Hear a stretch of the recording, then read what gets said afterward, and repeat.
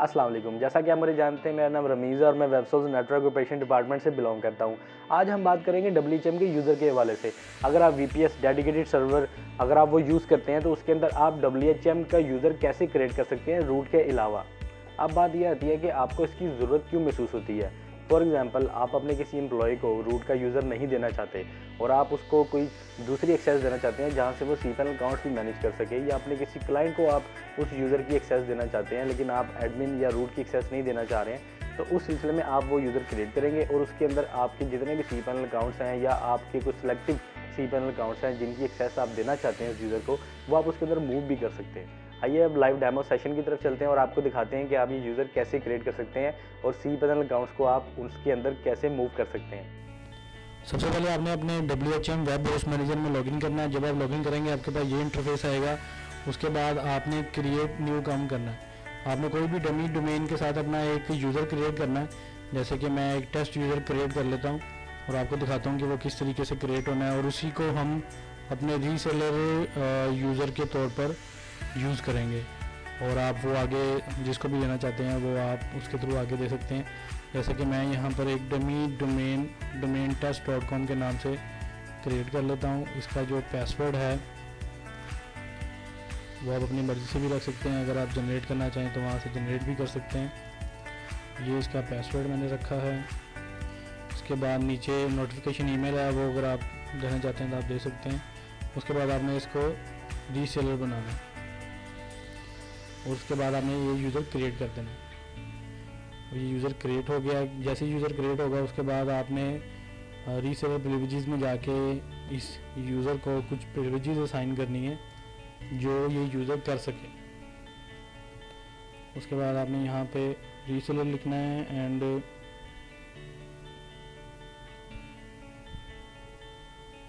Reseller centre में जाना है।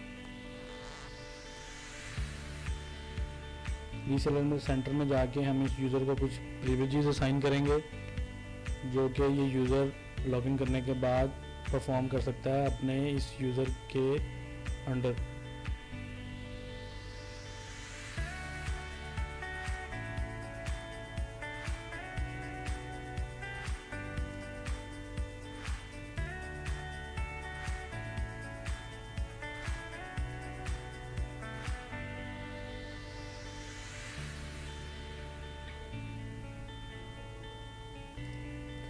यहाँ से हमने ये जो यूज़र है इसको हमने फाइंड करना है।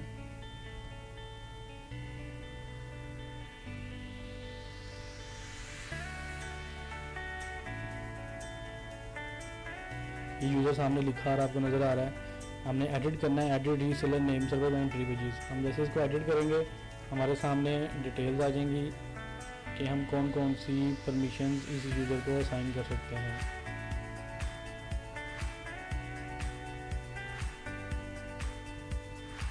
अब ये हमारे पास इसकी डिटेल्स आ गई हैं कि अकाउंट क्रिएशन के लिए हमने लिमिट वगैरह क्या लगानी है इसके ऊपर, और ये यूज़र अकाउंट क्रिएट कर सके तो कितने अकाउंट क्रिएट कर सकता है, और उसमें बैंडविड्थ की लिमिट एंड डिस्क स्पेस वगैरह की लिमिट है।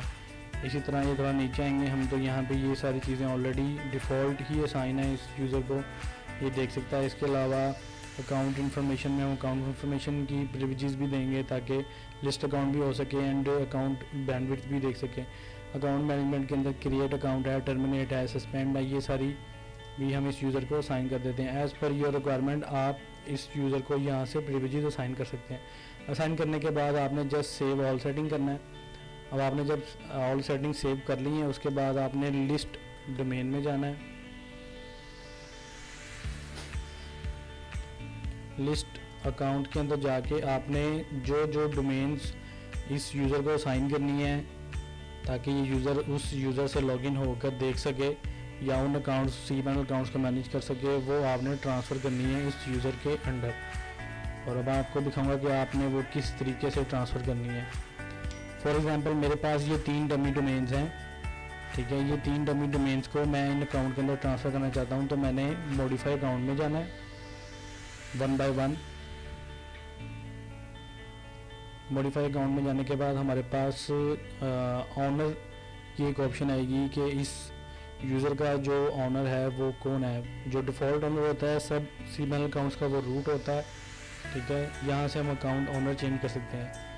ये मैंने कर दिया domaintest.com के अंडर, और उसके बाद मैं इसको सेव कर दूंगा। इसी तरह से आपने बाकी यूज़र अकाउंट्स भी जो यूज़र आपने इसके ऊपर क्रिएट किया उसको असाइन करने हैं।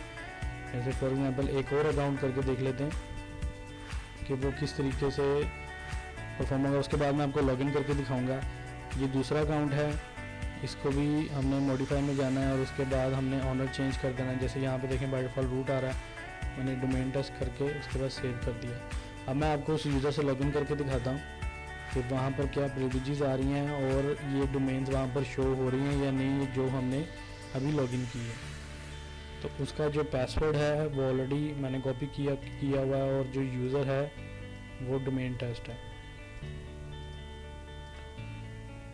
ये मैंने इस यूज़र के साथ लॉगिन किया है, लॉगिन सक्सेसफुल हुआ है। और अब मैं लिस्ट अकाउंट करूँगा तो आप देख सकते हैं कि ये 2 डोमेन्स मेरे अकाउंट में शो हो रही हैं। ये तीसरी जो डोमेन है ये मेरी अपनी एक यूज़र है। ये डोमेन आपने डिलीट नहीं करनी। अगर आप ये डोमेन डिलीट करेंगे तो आपका यूज़र भी डिलीट हो जाएगा और फिर उसके बाद आप इस अकाउंट में लॉगिन नहीं कर पाएंगे। आप देख सकते हैं कि मैं डोमेन टेस्ट वाले यूज़र से लॉगिन हूँ। तो इस तरीके से आप अपने जो रीसेलर के यूज़र हैं, या अगर आप WCM में एक रूट की तरह का यूज़र क्रिएट करना चाह रहे हैं तो आप इस तरीके से कर सकते हैं। होपफुली आपको ये वीडियो पसंद आई होगी। कमेंट बॉक्स में अपनी राय का इज़हार ज़रूर कीजिएगा। Thank you so much. अल्लाह हाफिज़।